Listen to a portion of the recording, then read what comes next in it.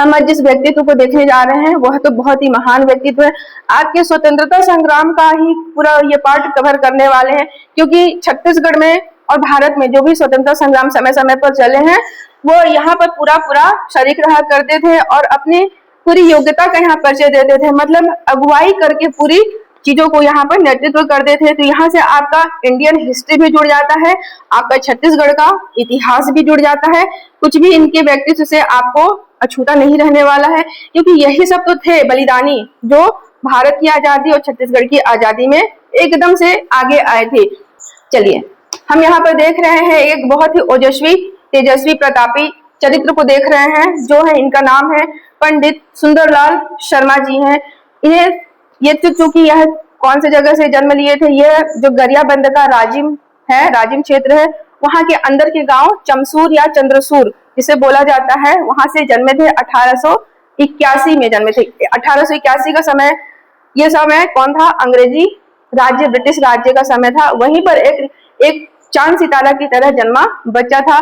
जो इनके क्षेत्र को देखा जाएगा तो इनके परिचय में जो भी आप देखेंगे बहुत ही कम पढ़ने वाले हैं, सारे लिखे हुए चीज कम पढ़ने वाले हैं। इनके पूरे जीवन को कुछ शब्दों में उतार पाना बहुत ही कठिन है, क्योंकि इनका जो जीवन था पूरा पूरा समर्पित रहा है। यह एक बहुत बड़े प्रख्यात कवि हुआ करते थे, राज्य में कवि समाज की स्थापना किए थे। उसके बाद देख रहे हो कि यहाँ पर क्या हुआ था कि अछूत उद्धार के कार्य में बहुत अग्रणी रहा करते थे। अर्थात आप देख रहे हो गांधी जी के आने से पहले ही इन्होंने 1924 में 1925 में सतनामी आश्रम की स्थापना किए थे, सतनामी भजन माला रचना किए थे। गांधी जी के आने से पहले ही ये अछूतोद्धार कार्य का कार्य कर चुके थे, मतलब जो यहाँ पर अस्पृश्य जो जिन्हें कहा जाता है उनको मंदिर में प्रवेश करा चुके थे, ये उनको जनेऊ धारण करवा चुके थे। जब गांधी जी प्रथम बार तो 1920 में आए थे, उस समय तो असहयोग आंदोलन का दौर चल रहा था, लेकिन जब द्वितीय बार आए थे डॉक्टर भीमराव अंबेडकर के मतलब वेदना को सुन करके उन्होंने बताया था कि गांधी जी जो ये हमारा जो है कम्युनिटी, उसमें हमको बहुत परेशानी है, हम कहीं पर अपने आप को अच्छा जगह दे नहीं पाते हैं, हम बहुत ज्यादा पीछे होते जा रहे हैं, हमारे दिल दिमाग पर यह स्थिति काफी खतरनाक हो रही है, आप हमारे लिए सोचिए और करिए। तो उसके बाद गांधी जी डॉक्टर भीमराव अंबेडकर की बातों से बहुत प्रभावित हुए। उसके बाद 1933 के समय से गांधी जी का पूरा विचार अछूत उद्धार कार्यक्रम में चला गया। उन्होंने हरिजन पत्रिका का यहाँ पर संपादन किया, गांधी जी ने नवजीवन पत्रिका का संपादन किया, यंग इंडिया जिसे कहा जाता है वह पत्रिका का संपादन किया। फिर इसी क्रम में गांधी जी 1933 में भी दोबारा आए थे। जब गांधी जी 1933 में दोबारा आए तो अपने से पहले यहाँ पर पंडित सुंदरलाल शर्मा के कार्यों को देखे कि हरिजन उत्थान के क्षेत्र में बहुत बड़े बड़े उल्लेखनीय कार्य उन्होंने किया है। गांधी जी बोले यह तो मैं अभी करने वाला हूँ, लेकिन मेरे से पहले भी करने वाला कोई व्यक्ति हो गया। गांधी जी 1933 में शुरू किए थे, छत्तीसगढ़ में ये 1925 से पहले ही ये सारे काम ये पंडित सुंदरलाल शर्मा जी कर चुके थे। उन्होंने देखा, सारा चीज घूमे, सतनामी आश्रम घूमे, सब जगह गए। गांधी जी बोले कि मैं आपको अपना गुरु मानता हूँ, इस क्षेत्र में कम से कम ये जो आप दलित उत्थान का क्षेत्र में जो कार्य कर रहे हैं इसमें तो आप मेरे गुरु हैं। बकायदे विनम्र से शब्दों में उन्होंने कहा कि आप छत्तीसगढ़ में मेरे गुरु हैं। तो सोचो ये उनके लिए कितनी बड़ी शब्दावली हो गई, कितनी बड़ी उपाधि हो गई। यहाँ पर तो उनका जो व्यक्तित्व था चरम ऊंचाई पर पहुंच गया था। इसी कारण इन्हें छत्तीसगढ़ का गांधी भी कहा जाता है। जो आपको लगातार एग्जाम में यह क्वेश्चन बराबर आ रहा है कि छत्तीसगढ़ का गांधी किसे कहा जाता है, तो हम यहाँ पर सीधे सीधे आपको बता रहे हैं कि छत्तीसगढ़ का गांधी सीधे सीधे पंडित सुंदरलाल शर्मा को कहा जाता है। अगर भारत में महात्मा गांधी हैं तो छत्तीसगढ़ में गांधी जी पंडित सुंदरलाल शर्मा हैं। इस शब्दावली से कई बार क्वेश्चन आए हैं जो कि आप अब तक नहीं बना पाते होंगे, लेकिन अब से आप बनाएंगे, एकदम राइट बनाएंगे। तो देख रहे हो यहाँ पर इन्हें छत्तीसगढ़ का प्रथम संकल्पनाकार भी कहा जाता है। मतलब 1918 के समय छत्तीसगढ़ का स्पष्ट पांडुलिपि में इन्होंने नक्शा बनाना चालू किया था। छत्तीसगढ़ का एक आलेखन, जो आलेख मतलब हाथों से नक्शा बनाया इन्होंने, उसमें छत्तीसगढ़ का एक अंदाजा वाला नक्शा बनाया। उससे ये क्या होता है, उससे ये साबित होता है कि छत्तीसगढ़ राज्य की इस मतलब जो एक नक्शा है, पृथक राज्य की स्थापना का इन्होंने एक संकल्पना कर लिया था। यहाँ पर आपको दो क्वेश्चन भटकाएंगे, एक तो डॉक्टर खूबचंद बघेल को संकल्पनाकार कहा जाता है या पंडित सुंदरलाल शर्मा को संकल्पनाकार कहा जाता है। यह आप अपने क्वेश्चन के प्रारूप पर छोड़िएगा। अगर दोनों में ऑप्शन एक रहे तो एक लीजिएगा, दोनों ऑप्शन तो होंगे नहीं क्योंकि ऐसे चीजें विलुप्त होने वाली चीजें होती हैं। तो दोनों में से कोई एक ऑप्शन मिलता है तो दोनों में से आप लोग बारी बारी से चॉइस कर लीजिएगा। सबसे पहला तो इन्हें 1918 में चालू किया था, क्योंकि छत्तीसगढ़ का स्पष्ट पांडुलिपि में ऐसा एक नक्शा बनाया था, तो वो हो जाएंगे प्रथम संकल्पनाकार हो जाएंगे। अब देखते हो इन्हीं के लिए जो ये बहुत बड़े साहित्यकार हुआ करते थे, भारतेंदु युग के कवि कहा जाता था, प्रबंध काव्य के जनक इन्हें कहा जाता था, मतलब खंड काव्य की रचनाओं का यूं ही सृजन कर देते थे। जो छत्तीसगढ़ी दान लीला है इनकी प्रमुख खंड काव्य रचना है। रचनाओं के क्षेत्र में मतलब इन्होंने कुल छत्तीसगढ़ी और हिंदी भाषा में 18 बहुत विशेष विशेष रचनाओं का इन्होंने सृजन किया है। रचनाओं के सृजन के कारण इनको छत्तीसगढ़ में मतलब इतना पूजनीय मतलब रखा गया है कि देखिए इनके न रहने के बाद भी 1940 में इनका निधन हो गया था, भारत छोड़ो आंदोलन से पहले ही निधन हो गया था। तो इनके निधन के पश्चात इनके सम्मान में पंडित सुंदरलाल शर्मा साहित्य अलंकरण पुरस्कार दिया जाता है, जो साहित्य लेखन के क्षेत्र में बहुत ही उत्कृष्ट प्रतिभा और जनजागरण वाली मतलब समाज को एक दिशा दिखाने वाला साहित्य लेखन करते हैं, बहुत अच्छी चीजें लिखते हैं, तो उनको यहाँ पर पुरस्कृत किया जाता है। 1 नवंबर का जो राजकीय दिवस आता है वहां पर पंडित सुंदरलाल शर्मा राजकीय अलंकरण पुरस्कार वितरित किया जाता है।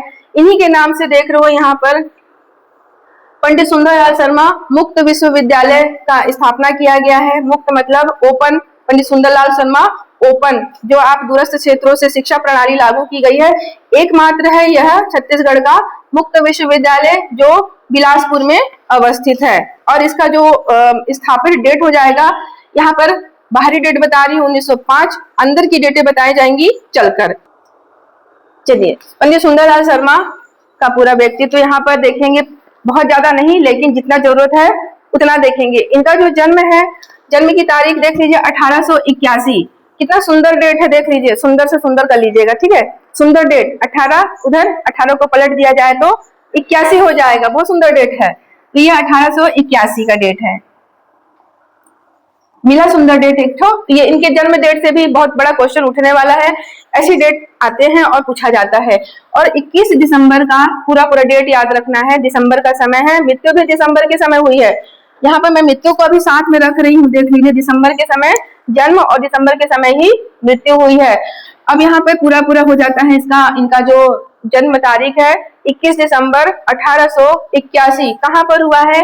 राजिम में हुआ है। राजिम मंदिरों की नगरी राजिम बोला जाता है, जो महानदी के तट पर शोभायमान पौराणिक स्थल है राजिम, वहां पर इनका जन्म हुआ है। और गांव बोला जाएगा तो चमसूर बोला जाएगा, चमसूर नाम से याद रखिएगा। इसका दूसरा नाम है चंद्रसूर, चंद्रसूर को ही अब कन्वर्ट करके चमसूर बोला जाता है। तो इनके इस यहाँ पर जो ये ग्राम है, इस ग्राम से यह प्रसिद्ध हो गए हैं, चमसूर के निवासी सुंदरलाल शर्मा। इस तरह से यह यहाँ पर इंपॉर्टेंट हो जाते हैं। और राजिम कहाँ पर है? गरियाबंद में है। पहले राजिम गरियाबंद सब कुछ एक था, 1881 में क्या था? सब एक थे, लेकिन हम बात का चीज देख रहे हैं कि अब ये गरियाबंद में है। और यहीं से क्वेश्चन उठ भी रहे हैं, तो याद रखना बहुत जरूरी है। अब इनका देखेंगे पिता का नाम, पिता के नाम से क्वेश्चन आ चुका है। पंडित सुंदरलाल शर्मा के पिता का नाम क्या था? बहुत सारे 4 ऑप्शन थे, जिसमें से एक ऑप्शन है जियालाल त्रिपाठी। अगर जियालाल ही बस याद रखिए, सरनेम नहीं याद रहता है मत जाइए, जियालाल कम से कम याद रहना चाहिए। माता का नाम देवती था या देवमती भी कर लीजिएगा, अगर देवमती के नाम से आता है तो चलेगा, कन्वर्टेड ऐसा हो सकता है ना। माता का नाम देवती या देवमती दोनों हो सकता है। मीनाक्षी देवी की माता का नाम भी तो देवमती था, याद करिएगा। मिनी माता जिसे हम बोलते थे, उनकी माँ का भी नाम देवमती था। तो दोनों नाम यहाँ पर एक साथ याद कर लीजिए।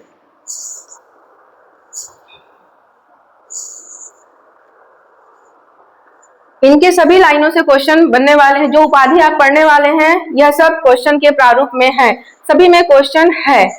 चलिए इनके हम उपनाम देख रहे हैं, उपाधि देख रहे हैं, आखिर इन्हें क्या क्या मतलब नामों से इन्हें पुकारा जाता है, जिस जिस नामों से एग्जाम बनते हैं यहाँ पर और आप प्रश्न आते रहे। साहित्य का राज्य अलंकरण पुरस्कार मैंने बता दिया, प्रतिवर्ष दिया जाता है। किस किस क्षेत्र में दिया जाता है? साहित्य सृजन में दिया जाता है, साहित्य सृजन में दिया जाता है। और पहले था आंचलिक साहित्य, अब हो गया है हिंदी साहित्य। आंचलिक साहित्य के लिए दिया जाता है अलग से एक पुरस्कार, लाला जगदलपुरी वाला, वो होता है आंचलिक साहित्य के लिए। यहाँ पर हिंदी साहित्य सृजन के लिए यहाँ पर और रचनात्मक लेखन के लिए यहाँ पर दिया जाता है। पंडित सुंदरलाल शर्मा राजकीय अलंकरण साहित्य सम्मान यहाँ पर दिया जाता है। अब देखते हैं छत्तीसगढ़ के प्रथम संकल्पनाकार एवं स्वप्न दृष्टा है। 1918 में छत्तीसगढ़ का स्पष्ट मानचित्र इन्होंने बनाया था, लेकिन उसको हाथों से चलाकर बनाया था। पांडुलिपि इसी को बोला जाता है, जिसको हाथों से लिखा जाए वह पांडुलिपि रचना कहलाती है, आलेखन विधि कहलाती है। तो इसी को बोला जाता है कि यह छत्तीसगढ़ के प्रथम संकल्पनाकार हैं। वर्ष 1918 में इन्होंने प्रथम बार नक्शा बनाया था। अब इन्हें छत्तीसगढ़ का गांधी कहा जाता है। छत्तीसगढ़ के गांधी के नाम से क्वेश्चन कई बार आ चुका है। यह क्वेश्चन अब एकदम स्थायी एकदम याद करना है कि छत्तीसगढ़ का गांधी अगर किसी को बोला जाता है तो सिर्फ पंडित सुंदरलाल शर्मा को बोला जाता है। अगर बस्तर का गांधी बोला जाए, बस्तर का गांधी, हाँ, जो पद्मश्री प्राप्त करता है धर्मपाल सैनी, वह हो जाएंगे।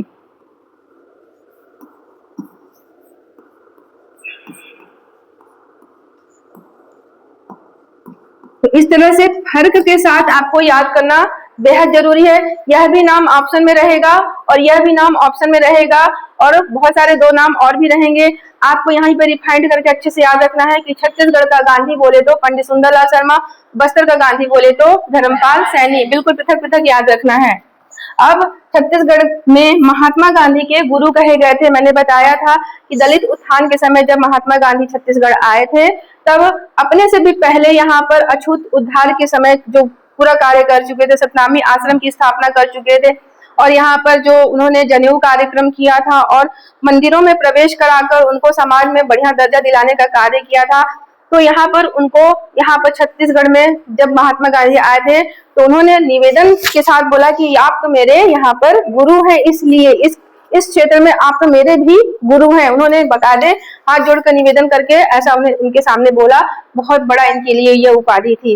मतलब कोई राष्ट्रपिता बोल रहे हैं, छोटी मोटी बात है। राष्ट्रपिता जो पूरे राष्ट्र के पिता थे, जो हम जिनको बापू बोलते हैं, सुभाष चंद्र बोस के भी जो राष्ट्रपिता थे, सबके मतलब गुरु थे।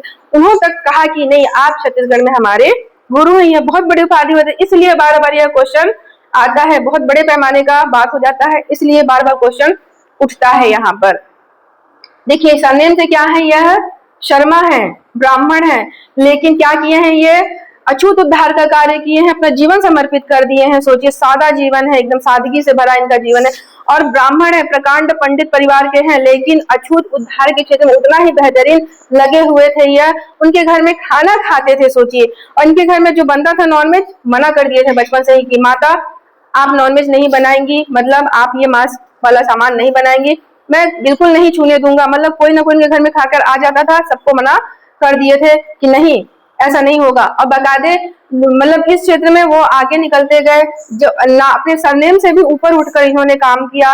बकायदे जहाँ पर लोग अलग रहते हैं एक दूसरे से, वहां पर उनके घर में जाकर खाना खाते थे। गांधी जी भी स्वयं जाकर घर में गए थे ऐसे जगह में। तो देख रहे हो, गांधी जी के जैसे ही यह छत्तीसगढ़ के गांधी थे।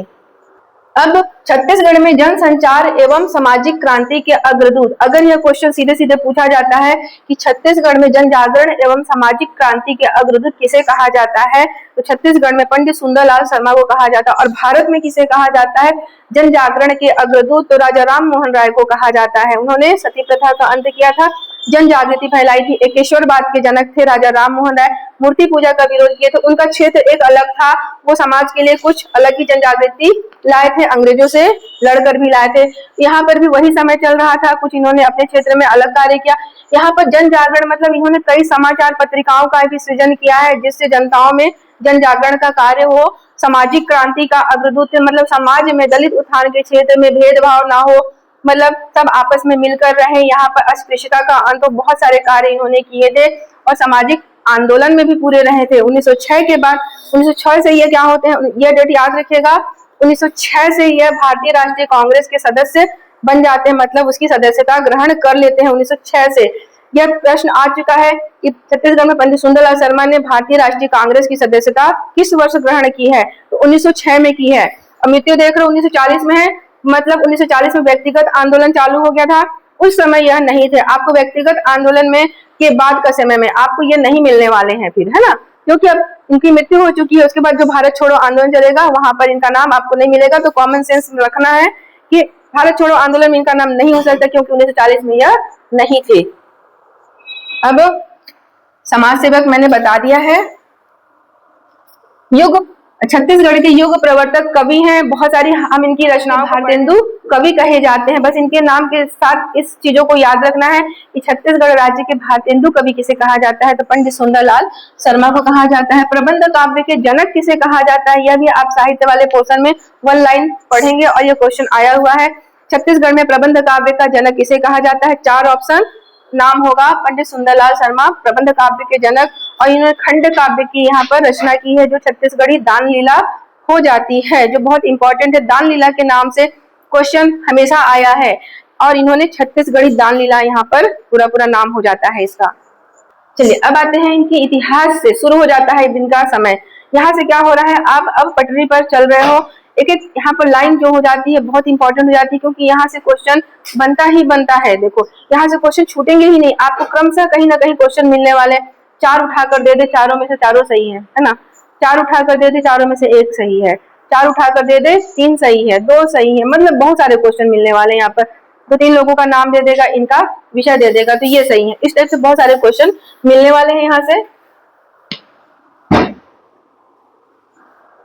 चलिए हम यहाँ पर देख रहे हैं कि यहाँ पर देखिए 1899 का हम सबसे पहला समय देख रहे हैं जो एग्जाम में आ चुका है, कि इन्होंने जो ये राजिम के जन्म है, राजिम में जन्म लिए हुए हैं, राजिम के चमसूर में जन्म है, तो पूरा राजिम क्षेत्र में ये कवर्ड कर रहे हैं। देखिए आप शुरुआत में ही 1899 का समय है जहां पर इन्होंने कवि समाज की स्थापना की है। कहां पर की है, राजिम में की है। तो अच्छे से याद रखना है कि कवि समाज की स्थापना 1899 में की है और राजिम में की है। राजिम में किस लिए की है इन्होंने, क्योंकि ये कवि थे, कवियों को यहाँ पर बाकायदे एक जगह देने के लिए यहाँ पर किए, क्योंकि कवि सृजन के क्षेत्र में खुद रहे हैं और कवियों को बाकायदे यहाँ पर एक स्टेज, एक जगह देने के लिए कवि समाज की यहाँ पर स्थापना की है। तो यह बहुत बड़ा क्वेश्चन है और आ चुका है कि इन्होंने 1899 में कवि समाज की स्थापना राजिम में की है। नाम भी, यह जगह का नाम भी, सब यहाँ पर इंपॉर्टेंट है, एक ये और राजिम और कवि समाज, ठीक है, यहाँ पर ये जरूरी है। अब आते हैं 1906 में। 1906 में अब देखिए यहाँ पर ये कांग्रेस की अध्यक्षता नहीं, कांग्रेस का यहाँ पर क्या करते हैं, सदस्यता ले लेते हैं। यह क्वेश्चन आ चुका है कि जो यहाँ पंडित सुंदरलाल शर्मा है उन्होंने कांग्रेस की अध्यक्षता नहीं, कांग्रेस की सदस्यता कब ली थी, तो 1906 याद रखना है यहाँ पर कि वर्ष 1906 में ये कांग्रेस के सदस्य हो चुके थे, बन चुके थे यहाँ पर। अब 1906 में ही क्या है, एक डेट और याद रखना है आपको, यहाँ पर समित्र मंडल की स्थापना की है। समित्र मंडल उसी लिए था, जन जागरण, ये राष्ट्रवाद के जागरण के लिए जनता में जागृति। अब यहाँ पर देखो 1905 में समय आ गया, लॉर्ड कर्जन की फूट डालो और शासन करो की नीति यहाँ पर हो गई थी। बंगाल विभाजन लॉर्ड कर्जन का प्रमुख नीतियों में से एक था।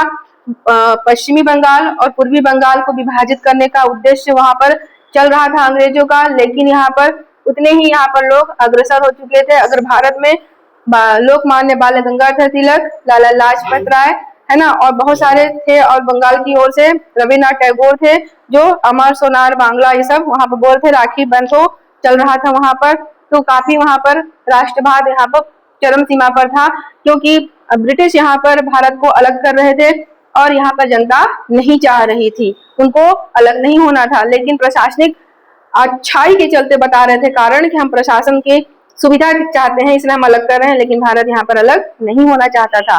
इसलिए यहाँ पर बहुत ज्यादा आंदोलन हुए थे। 1906 में स्वदेशी आंदोलन चले थे यहाँ पर। इसी में यहाँ पर इन्होंने क्या किया था, समित्र मंडल की स्थापना की थी। इसमें नाम ही याद रखेंगे, 1906 का जो समय था यहाँ पर इन्होंने राजिम में समित्र मंडल की स्थापना की है, स्वदेशी आंदोलन के दौरान ही।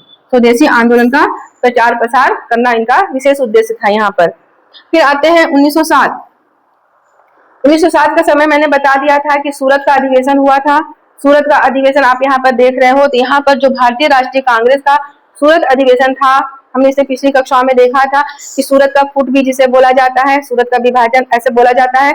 वहां पर क्या हुआ था, उग्रवादी गर्म दल या नरम दल दोनों में यहाँ पर मतभेद हो गए थे, तो वही उसी समय यहाँ पर शामिल थे, ये भी गए हुए थे जब अधिवेशन चल रहा था तो ये भी शामिल थे। यह क्वेश्चन आ चुका है कि सूरत विभाजन में शामिल होने वाले सूरत अधिवेशन विभाजन बोल रही हूँ, जो भारतीय राष्ट्रीय कांग्रेस का सूरत अधिवेशन था उसमें पंडित सुंदरलाल शर्मा जो शामिल थे, वह अधिवेशन कब हुआ था, यह नाम से क्वेश्चन आ चुका है। तो यह 1907 में हुआ था। सूरत बोले तो 7 याद आना चाहिए और छत्तीसगढ़ से बोले तो पंडित सुंदरलाल शर्मा का नाम याद आना चाहिए। अब इनके साथ कुछ लोग और भी शामिल होने गए थे। यहाँ पर देख रहे हो शिवराम मुंजे और नारायण राव मेघावाले, ये तीनों लोग मिलकर यहाँ पर गए थे, मतलब सहभागिता दिए थे सूरत अधिवेशन में। और शिवराम मुंजे को भी याद रखना है, नारायण राव मेघावाले को भी याद रखना है। तीनों नाम से क्वेश्चन आज यहाँ बनने वाला है। सुंदरलाल शर्मा,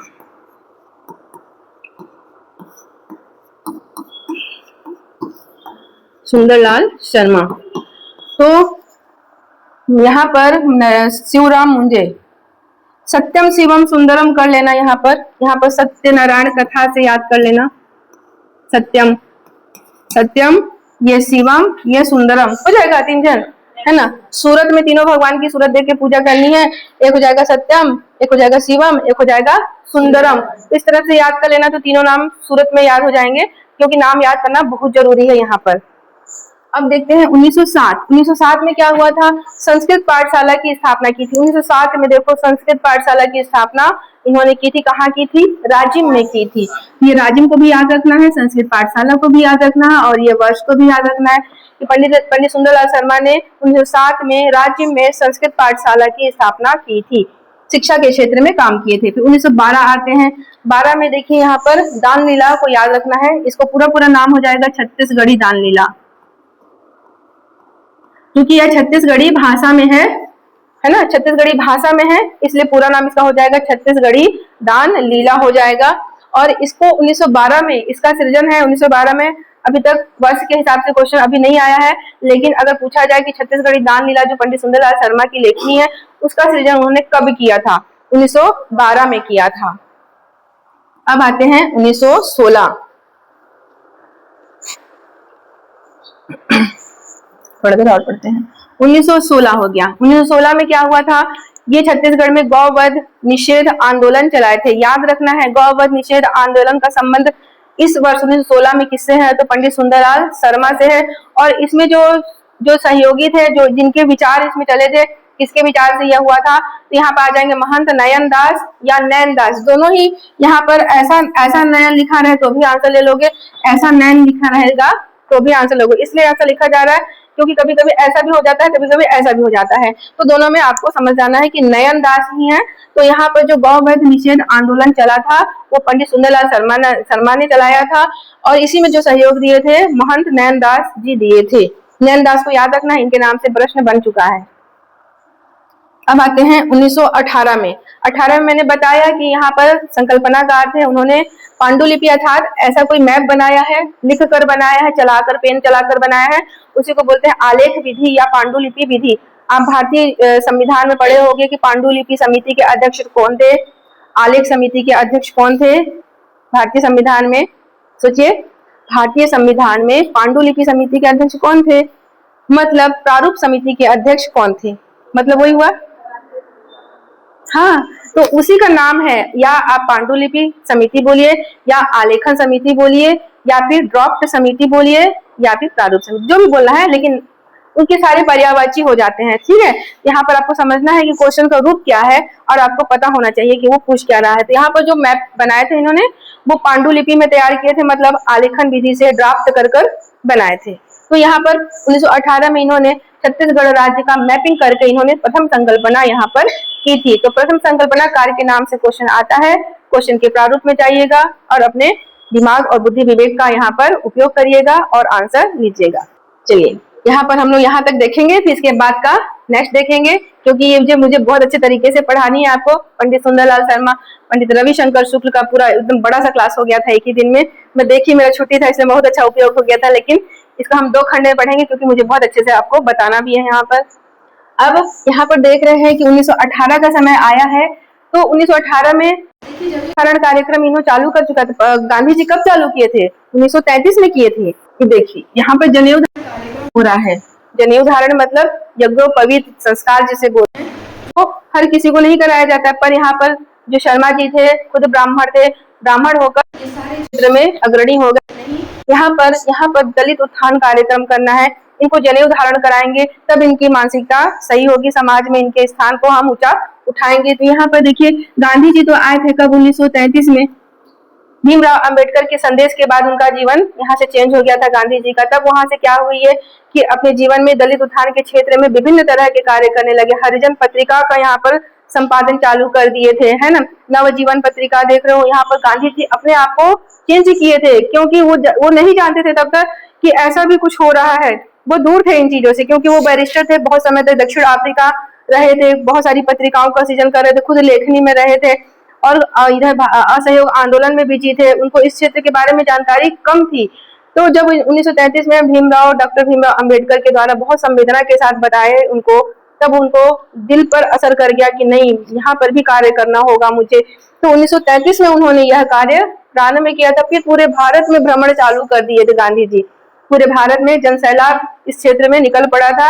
इसी क्षेत्र में आगे जाकर छत्तीसगढ़ में भी आए हुए थे। जब छत्तीसगढ़ में आए तो इससे पहले ही देख रहे हो 1918 का डेट है, यहाँ पर सारे कार्य ये चालू कर चुके थे। गांधी जी से संपर्क भी नहीं हो पाया था, क्योंकि गांधी जी फर्स्ट बार कब आए थे, 1920 में आए थे, दूसरी बार 1933 में आए थे। जब 1920 में गांधी जी आए भी थे तो सुंदरलाल शर्मा जी के आग्रह निवेदन के ही हिसाब से आए थे, उससे पहले नहीं आए थे। तो यहाँ पर देखो इनसे पहले ही यह कार्य धीरे धीरे चालू कर चुके थे। और मुंगेली में जगह को याद रखना है कि जो जनेऊ धारण कार्यक्रम जो इन्होंने किया था सबसे पहले 1918 में मुंगेली क्षेत्र में किए थे।